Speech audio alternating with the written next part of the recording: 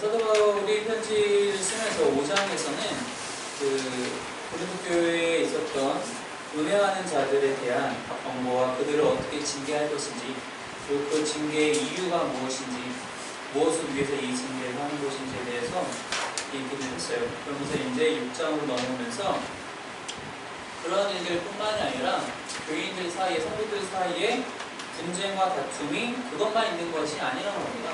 여러 가지가 있었는데 그 여러 가지 분쟁과 다툼이 있을 때 고린도 교회 사람들이 밟았던 순서가 뭐냐면 그것을 법정으로 가져왔다라는 거예요. 오늘 본문 말씀 1절에 보니까 너희 중에 누가 다른 이와 더불어 다툼이 있는데 구태여 불의한 자들 앞에서 고발하고, 여기서 말하는 불의한 자들이 바로 세상 사람들을 얘기하는 것은 세상 사람들 중에 특별히 세상 사람들 중에 판관 역할을 하는, 즉 우리말로 치면 법원에 가는 거죠. 그 앞에서 고발하고 성도 앞에서 왜 하지 않느냐, 즉 왜 너희는 다툼이 너희 사이에 다툼이 있을 때, 여기서 말하는 너희 사이라는 것은 교인들 사이입니다. 교인들 사이에 다툼이 있을 때 왜 그것을 사회법으로 가져가서 다투느냐, 왜 교회 안에서 그것을 해결하지 못하느냐 얘기를 하고 있어요. 이 얘기를 하기에 앞서 왜 지금 이런 다툼들이 있는지부터 좀 생각을 해봐야 될 것 같아요. 왜 교회 안에 이러한 다툼들이 있느냐. 당시 고린도 교회는, 고린도 교회뿐만 아니라 현대 교회도 마찬가지겠지만, 고린도 교회의 전반적인, 그러니까 깔려있는 문제점에 대해서 이미 전반부에 설명을 했어요. 그게 무엇이었냐면은 누가 더 잘났느냐에 대한 이야기였어요.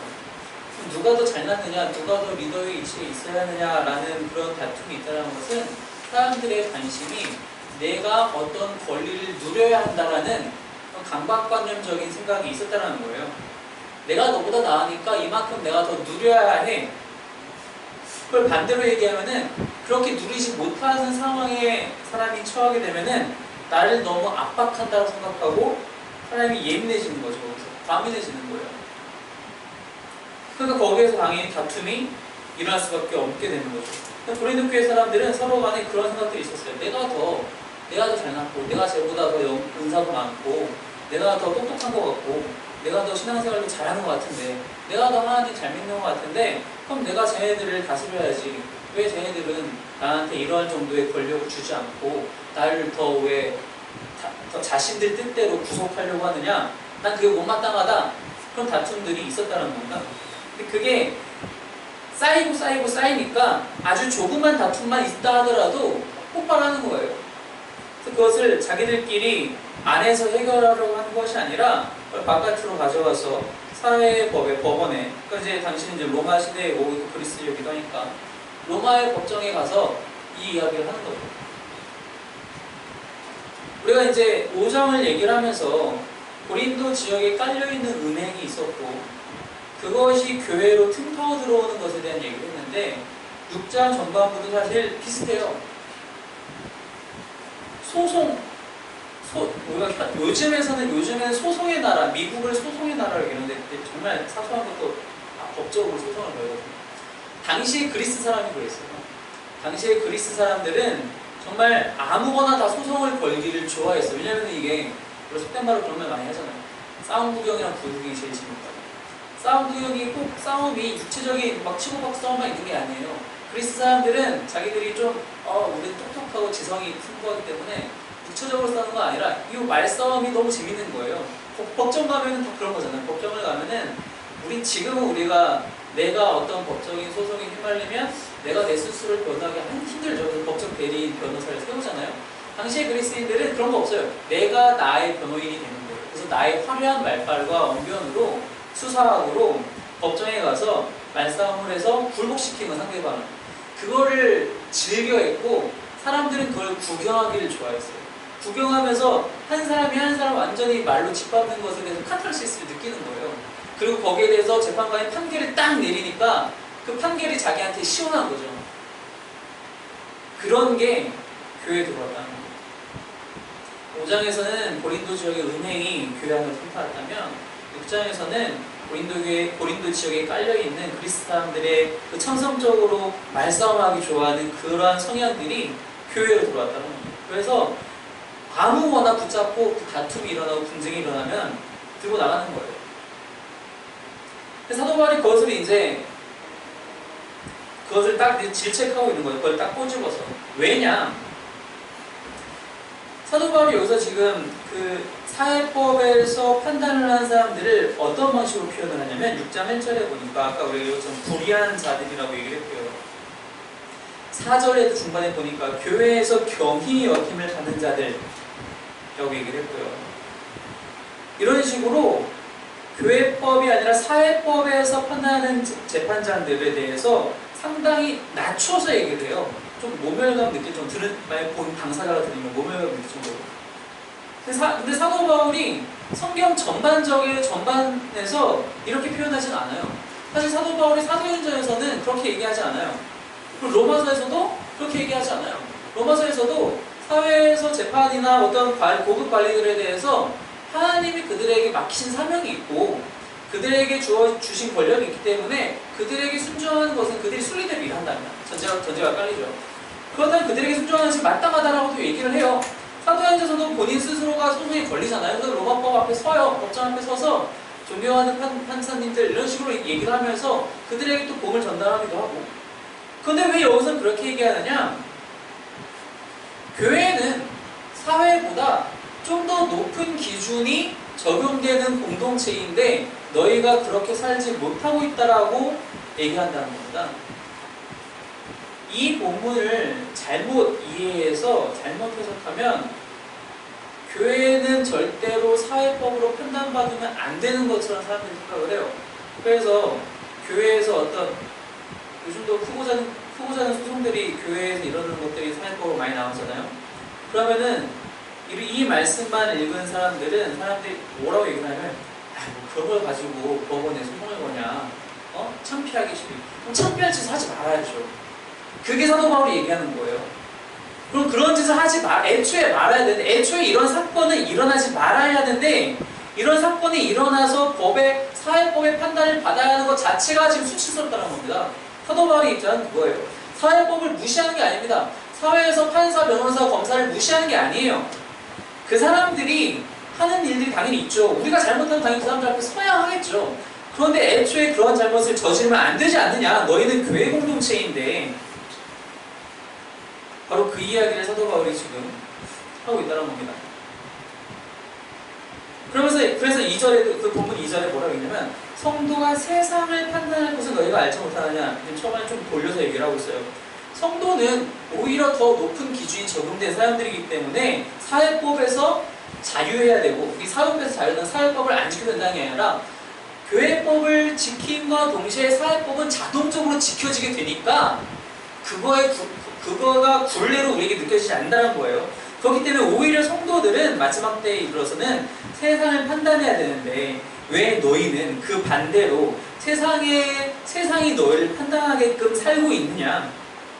3절에도 우리가 천사를 판단할 것을 너희가 알지 못하느냐. 여기서 말하는 천사는 우리가 알고 있는 뭐 가브리엘이나 뭐 미가엘 그런 천사를 얘기하는 게 아니라 타락한 천사 사탄을 얘기하는 겁니다. 너희가 심지어 그런 존재들조차도 너희가 마지막 날에 판단할 것인데 어떻게 너희는 세상 일도 당연히 그렇게 판단하게 될 텐데 너희는 오히려 세상에게 판단을 당하고 있느냐.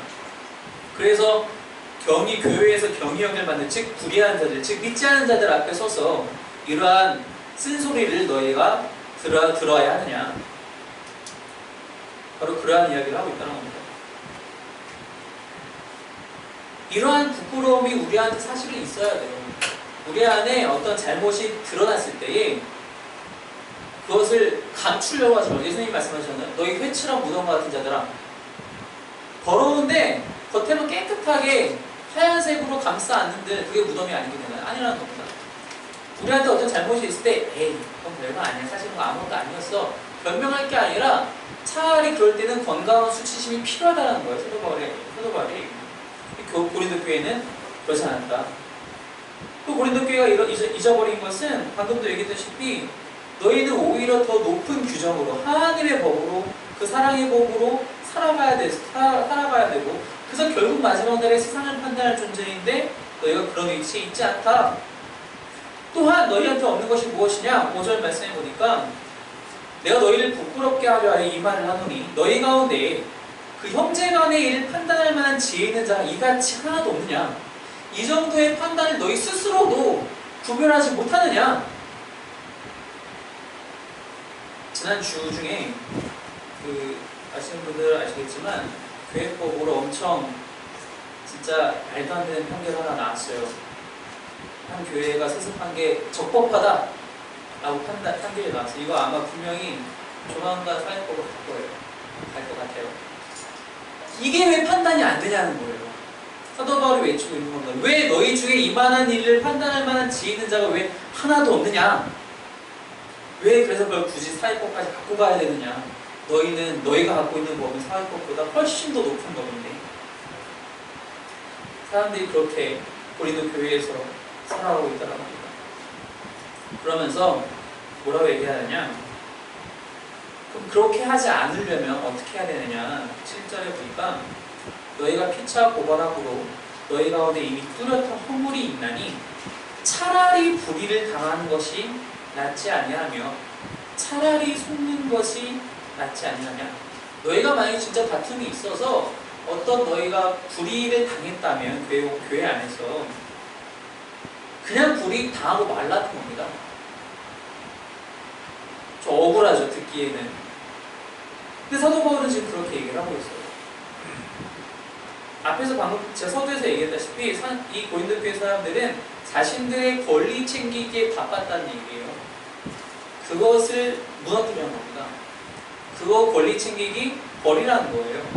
너희가 조금 너희의 권리가 침해당한다 하더라도 그냥 그걸로 두어라. 그렇게 해서 공동체가 깨지는 것보다 그걸 다 챙기려고 해서 공동체가 깨지는 것보다 차라리 불의를 당하는 것이 차라리 속는 것이 낫지 않겠느냐. 제가 예전에 한 15년 전에 사기를 당한 적이 있어요. 인터넷으로 노트북을 사다가 한 50만원에서 70만원 정도를 사기를 당했어요. 이것을 어떻게 해결할까? 왜냐하면 이게 학생이었고 대학생이었고 제가 어떤 특별한 수입이 당시에는 없었기 때문에 어떻게 할까 고민하다가 그날 저녁에 이제 9시한테 말씀드렸죠. 이거 이래가지고 내가 이만큼의 피해를 봤다. 근데 나는 당장 이것을 어떻게 극복해야 될지 모르겠다. 저희 아버지께서 하신 말씀이 다 듣고더니 차라리 네가 사기를 차지 않은 게 다행이다 말씀하셨거든요. 그 정도 피해는 감수할 수 있으니까 너가 사기를 치지 않은 것에 감사하자라고 얘기하시더라고요. 전 비슷한 맥락을 여기서 봐요. 우리가 다른 사람을 속이지 않고 우리가 다른 사람 뒤통수를 치지 않고 우리가 불의를 저지르지 않는다면 내가 조금 당해도 교회 안에서 괜찮다는 겁니다. 예수님이 뭐라고 말씀하셨어요? 왼쪽 발 맞았어? 오른쪽 발면 돼. 너한테 누가 오리를 같이 가자고 하니 심리를 가져. 말씀하시는 거예요.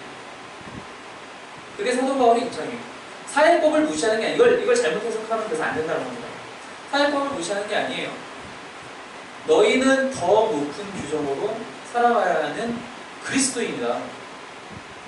너희는 하나님 앞에 선 자들이고 너희가 그 하나님 앞에 서 있다는 것은 세상법은 너희가 하나님 앞에서 잘만 살아간다면 자동적으로 지켜지는 것이고 그것에 구애받아서는 안 되는데 너희가 그만큼도 못 살고 있다는 것에 대해서 스스로 부끄럽게 여기고 그것을 반성해야지. 그리고 그만한 일조차도 중재할 사람들이 너희에게 없다는 그것도 너희가 반성할 것이지 그래서 일일이 들고 나와서 싸우려고만 하느냐. 왜 형제와 자매와 함께 싸우려 하느냐. 8절 너희는 불의를 행하고 속이는구나. 그는 너희 형제로다.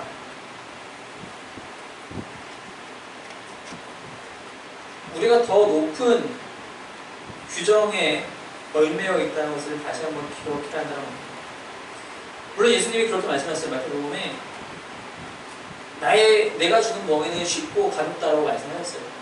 사랑이 짐이니까요. 사랑의 멍이니까요. 그런데 우리는 진짜로 세상법과는 비교도 안 되는 더 높은 규정들이 있다는 것을 잊지 말아야 해요. 말씀을 제대로 읽고 제대로 살기만 하면은 된다는 겁니다. 그게 예수님의 의미인 것 같아요. 훨씬 더 어렵게 느껴지지만 훨씬 더 쉬울 수 있다는 거예요. 말씀을 날마다 묵상하면서 말씀에 녹아들어서 가면, 그게 체득이 되면 그것만큼 쉬운 게 또 없다라는 거예요. 우리가 세상법을 잘 지키기 위해서 헌법 전문을 다 외우고 다니나요? 아, 내가 이거 꼭 외워야 되는데, 내가 헌법 몇 조 몇 항을 내가 외워야지 그걸 꼭 지킬 수 있는데, 그러잖아요? 아니에요. 상식적으로 삶의 세상법에서 어릴 게 없어요. 또 우리가 교회 공동체 안에서, 기독교에서, 신앙 안에서 가셔야 될 상식은 어디 있어요? 말씀에 있어요. 말씀을 날마다 읽고 묵상하고 그 말씀대로 살아가기를 자연스럽게 될 때까지 훈련하면 세상법에 더 이상 구애받을 수가 없다라는 겁니다. 당연히 지켜지게 되고 더 높은 규정에 지켜지게 되면서 우리는 더 이상 사회법에 판단받는 존재가 아니라 오히려 사회는 이렇게 해서 부조리하구나, 이렇게 해서 불의하구나, 그래서 하나님 나라가 와야 하는구나 라고 생각하고 그렇게 살아갈 수 있게 된다고 합니다. 그게 바로 사도 바울의 질책이며, 그게 바로 사도 바울의 우리를 향한 초청입니다. 어떻게 살아가야 하느냐, 우리가 무엇을 기준으로 살아가야 하느냐.